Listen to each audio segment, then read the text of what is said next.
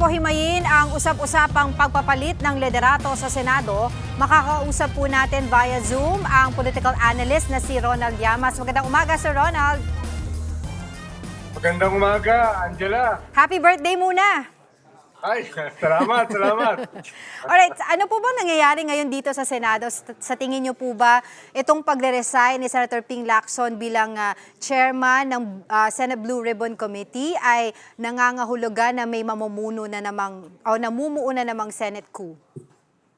Well, yung konteksto kasi nung kanyang pagbaba sa pwesto bilang chairman ng Blue Ribbon Committee ay nabanggit nyo nga kanina, no, na laging merong chismis, laging may mga rumors na magkakaroon ng Senate coup dahil yung majority ay hindi ganun kalaki yung agwat sa minority. 15 at saka 9 at 3 dun sa majority, 2 Villar at 1 Cayetano ay hindi ganun katibay.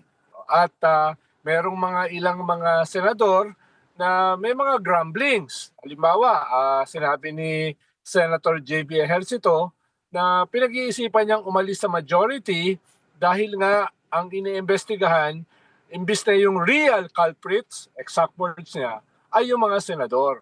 So may mga ganong klaseng grumblings aside dun sa very thin yung majority nila Tito Soto at saka ni Senator Ping Lacson. So, yun yung konteksto. Kaya laging lumalabas yung chismis na yan.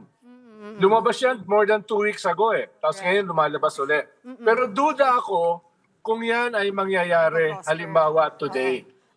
Doon, yung pagbaba ni Senator Ping Lacson ay tingin ko mas exasperation doon sa conduct ng ilang mga senador sa Blue Ribbon Committee. But don't you think isa rin po ito, Sir Ronald, sa dahilan kumbaga parang ang sinasabi nung iba ay to save the leadership of Senator Tito Soto? Well, isang anggulo yon na to ease the pressure on Senate President Soto dahil nga sa nabanggit ko na mga grumblings at yung malipis na edge ng majority in terms of numbers ay pwedeng isa yun sa dahilan.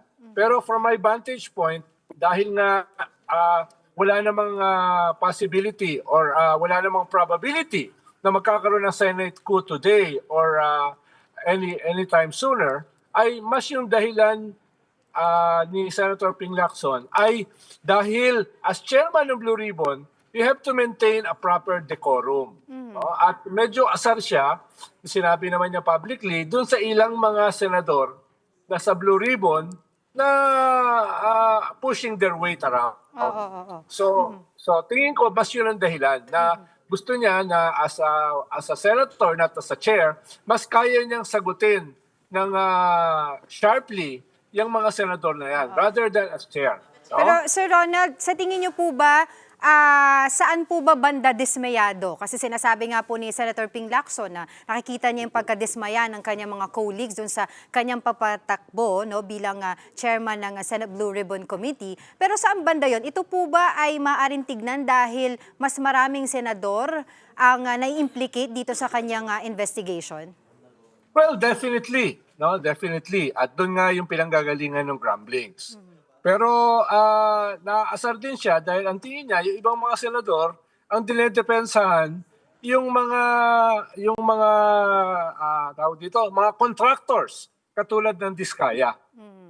At napanood natin yung kanilang bangayan, halimbawa with Senator Marcoleta. Kaya tingin ko mas doon yung pinanggagalingan niya, yung asar at exasperation, rather than yung threat ng Senate coup. Na tingin ko hindi mangyayari today. But sa tingin niyo po ngayon, sino yung maaaring pumalit bilang chairman ng Senate Blue Ribbon Committee? Well, manggagaling yan sa majority. No? Si Senator Erwin Tulfo ay vice chair ni Senator Ping Lacson. Pwedeng siya yon. Pwede rin yung wingman niya na si Senator Risa Hontiveros. No? Kaya tingin ko yung isa doon sa dalawa ang posible na pumalit sa kanya. Kung itutuloy niya yung kanyang pagbitiw as chairman ng Blue Ribbon Committee. Dahil mamaya ay kung pa yan pe-present pa yan sa plenary Yes. posibleng sabihin ng plenary, wag ka nang bumaba. Okay. At posible rin i-reconsider niya. Okay. No?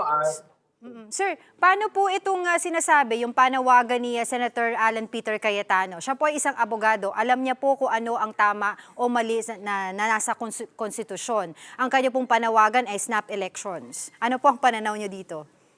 Marami naman kasi mga senador na abogado, no, na mali yung kanilang mga opinyon.